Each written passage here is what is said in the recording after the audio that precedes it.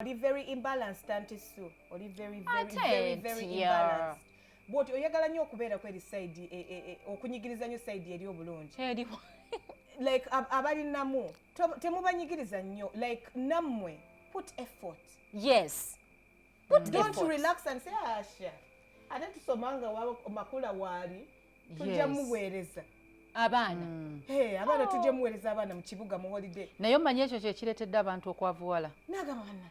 Ate atumukisa on'ogujjawa. No si mukisa nti so. Bwe mukwata burden zonna ne muziteeka ku muntu omu afunye mu family. Kitegeeza talitereka. Tasobola kutereka naye ate makulu okimanyi nti abaagondedde omukisa. Nedda bagwamu anti so. Kuba akafaananyi nga family zonna musoma. Mwenna ne mutandika okukola buli omu n'afuna. Eyo family ebeeranga gga. And ne bwe temufunidde ku the same level because tetwekanankana. Naye nga obuyambi obwetaagisa buli minimum. Ate nga ne bwe mubufuna obuli medical musiima mu speak about it. Because it's human nature. Oshigera nti oli agenda kugamba biki beera mu family meeting ogambe nti bannange aweeredde omwana wange okumutuusa wano abadde anti Sue era tukwebaza.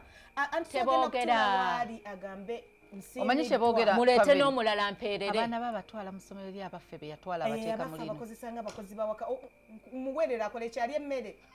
Nga n'ababo bakola emirimu.